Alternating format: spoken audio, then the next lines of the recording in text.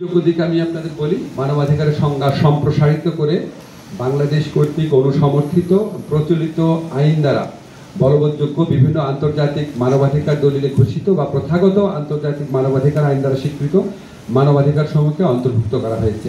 অর্থাৎ আমাদের সংবিধানের যে ফান্ডামেন্টাল রাইটস আছে সেটার বাইরেও বাংলাদেশ যে সমস্ত ইন্টারন্যাশনাল হিউম্যান রাইটস ট্রিটি অনুসমর্থন করেছে বা পক্ষ রাষ্ট্র হয়েছে, এমনকি আন্তর্জাতিক প্রথাগত আইনে এই মানবাধিকারের আপনার প্রতিষ্ঠিত ধারণাগুলো আছে সেগুলি বলবৎ করার ক্ষেত্রেও মানবাধিকার কমিশন ভূমিকা রাখতে পারবে।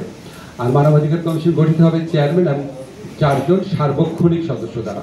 প্রথমে প্রস্তাব করা হয়েছিল 7 জনের, আজকে আমরা ডিসিশন নিতে না, এটা 5 জনই হবে। 5 জনের 5 জনই সার্বক্ষণিক থাকবে।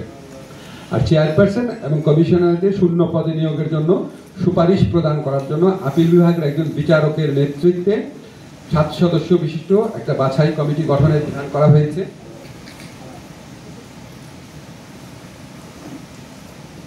মানবাধিকার রক্ষার কাজ করা অভিজ্ঞতা সম্পন্নদের, মানে আমরা নিয়োগ পদ্ধতিটা একটু চেঞ্জ করেছি, একটা গণবিজ্ঞপ্তি যাবে, প্লাস কমিশনের সহযোগে কিছু নাম কালেক্ট করবে। আপনারা উচ্চ আদালতে বিচারকদের নিয়োগের ক্ষেত্রে যে আইনটা দেখেছেন সেরকমই অনেকটা করা হয়েছে। এবং কমিশন সাক্ষাৎকার নিয়ে সাক্ষাৎকারের ভিত্তিতে নিয়োগ প্রদান করবে বাছাই কমিটি। আর শৃঙ্খলা বাহিনী সহ আপনারা জানেন আগেকার মানবাধিকার কমিশনের একটা সীমাবদ্ধতা ছিল, শৃঙ্খলা বাহিনী সহ আরও কিছু কিছু ক্ষেত্রে তাদের তদন্তের এখতিয়ারের ঘাটতি ছিল। আমরা বলেছি শৃঙ্খলা বাহিনী সহ সরকার বা রাষ্ট্রের পৃষ্ঠপোষকতায় সংগঠিত সব ধরনের মানবাধিকার লঙ্ঘনের ঘটনায় কমিশনকে তদন্ত ও প্রয়োজনীয় পদক্ষেপ গ্রহণের এখতিয়ার দেওয়া হয়েছে। এটা খুবই উল্লেখযোগ্য বিধান সংযোজন করা হয়েছে। গুম প্রতিরোধ, প্রতিকার এবং গুমের শিকার ব্যক্তিদের সুরক্ষা আইন সহ মানবাধিকার সংরক্ষণমূলক যে কোনো আইনের মূল দায়িত্ব মানবাধিকার কমিশনকে প্রদানের সুযোগ রাখা হয়েছে। আমরা আজকে গুমের যে আইনটা ছিল সেটা আজকে আমরা ফাইনালাইজ করতে পারি নাই, দু একটা আরও সাজেশন আসছে, সামনের সপ্তাহে ইনশাআল্লাহ সেটা হয়ে যাবে। গুম কমিশনে ওখানে যেই দায়িত্ব দেওয়া হয়েছে, ক্ষমতা দেওয়া হয়েছে, এটা আসলে আলাদা করে আমরা গুম কমিশন করব না, মানবাধিকার কমিশনই ওই দায়িত্বটা পালন করবে। এছাড়াও অন্য কোনো আইনে, যেমন ধরেন হেফাজতে মৃত্যু সংক্রান্ত যে আইন আছে সেই আইনে যদি আমরা কোনো পরিবর্তন এনে বলি যে না এগুলি মানবাধিকার কমিশন সেটাকে তদন্ত করবে, সেরকম ব্যবস্থাও রাখা হয়েছে, সুযোগটা অবারিত রাখা হয়েছে। আর কমিশনের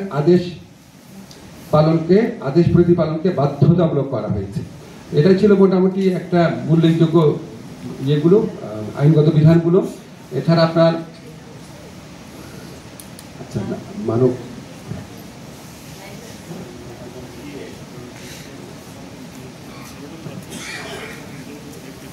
আরেকটা গুরুত্বপূর্ণ আইন করা হচ্ছে মানব দেহে অঙ্গ প্রত্যঙ্গ সংযোজন অধ্যাদেশ 2025। আপনারা জানেন যে আমাদের এখানে কিডনি ট্রান্সপ্লান্ট করতে হোক বা অন্য যে কোনো অঙ্গ প্রত্যঙ্গ ট্রান্সফার করতে গেলে আমাদের প্রচলিত আইনে রয়েছে যে পরিবারের সদস্যরা শুধুমাত্র অঙ্গ প্রত্যঙ্গ দান করতে পারবে।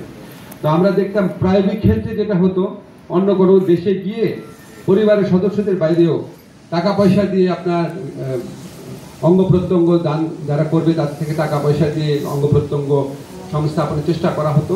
তো আমরা এইটার থেকে দূর থাকার জন্য শুধু পরিবারের সদস্য না, যাদের সাথে ইমোশনাল অ্যাটাচমেন্ট আছে, যাদের সাথে, এটা আমরা একটু ব্যাখ্যা করে বলবো, তাদের কেউ যদি অন্য কাউকে নিঃস্বার্থভাবে কিডনি হোক বা অন্য কোনো অঙ্গ প্রত্যঙ্গ দান করতে চায় সেটাকে আমরা লিগালাইজ করার স্কোপ করেছি। অর্থাৎ যারা অঙ্গ প্রত্যঙ্গ আপনার সংযোজনের জন্য যাদেরকে বিদেশে যেতে হতো তারা বাংলাদেশে এখন আপনার প্রচলিত আইনের মধ্য থেকে এই কাজটা করার সুযোগ পাবেন। আশা করি এতে এই ধরনের আপনার ব্যয়বহুল চিকিৎসার ক্ষেত্রে সাশ্রয় হবে, মানুষেরও অনেক ভোগান্তি হ্রাস পাবে। এছাড়া আজকে জুলাই গণ অভ্যুত্থান স্মৃতি জাদুঘর অধ্যাদেশ চূড়ান্তভাবে অনুমোদিত হয়েছে। আপনারা জানেন যে আমাদের যে ফ্যাসিস্ট প্রধানমন্ত্রী ছিলেন, গণহত্যার দায়ে যার বিচার হচ্ছে, ওনার যে বাসভবন যেটা উনি ব্যবহার করতেন সেটাকে জুলাই জাদুঘর হিসাবে ঘোষণা করা হয়েছে। এটা একটা সেপারেট জাদুঘর হবে, এটা আমাদের জাতীয় জাদুঘরের কোনো শাখা প্রশাসন হবে না। এটার গুরুত্ব এবং এটার আবেদন বিবেচনা করে এটাকে সম্পূর্ণ একটা স্বতন্ত্র প্রতিষ্ঠানের হিসেবে গড়ে তোলার জন্য এই অধ্যাদেশটা করা হয়েছে।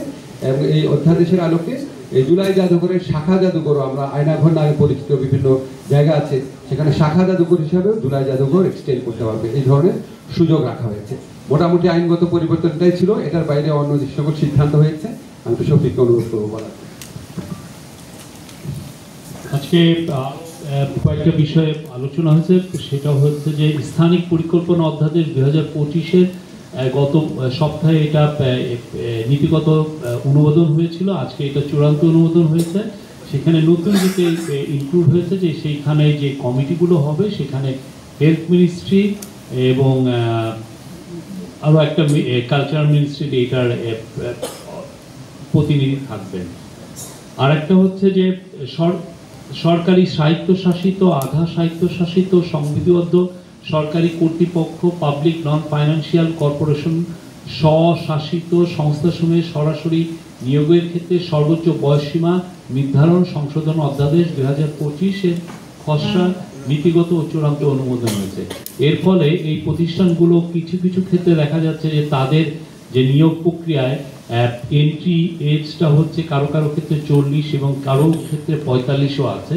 তো তাদের যেই এজ লিমিটটা আগে আপনারা জানেন যে 30 থেকে 32 করা হয়েছে বিসিএস এর ক্ষেত্রে, বাট এই যে প্রতিষ্ঠানগুলোর যে চাকরির ক্ষেত্রে যে এন্ট্রি এজ সেটা সমুন্নত থাকবে একই, মানে তাদের ক্ষেত্রে আর কোনো লিগ্যাল চেঞ্জ হবে না।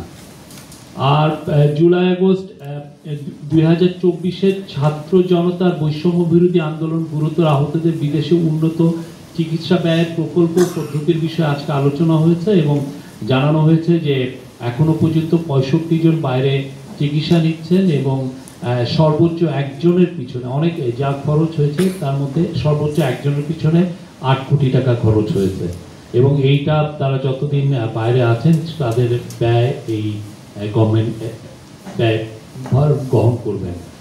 আর আজকে বন নীতি 2025-এর অনুমোদন হয়েছে এবং এর ফলে যেটা হচ্ছে যে বন আগে যেটা ছিল যে বন ছিল রিসোর্স এক্সট্রাকশনের একটা জায়গা, সেই জায়গায় এখন এটা চেঞ্জ হয়ে যেটা হবে যে বন হবে আমাদের ক্লাইমেট প্রিজার্ভেশন, এটা প্রিজার্ভেশনের একটা বাট খুব বেশি যে বনে আমরা অ্যাকোরেজ যে বাড়াতে পারবো না, বাট এইটার এই পলিসির আওতায় থাকবে হচ্ছে যে আমাদের ন্যাশনাল যে ট্রি কাভারেজ ডাজন্ট মিন যে আমাদের বনের কাভারেজ, ট্রি কাভারেজ এখন আছে হচ্ছে 24%, সেটাকে নিয়ে যাওয়া হবে 27% ইন এক দশকে।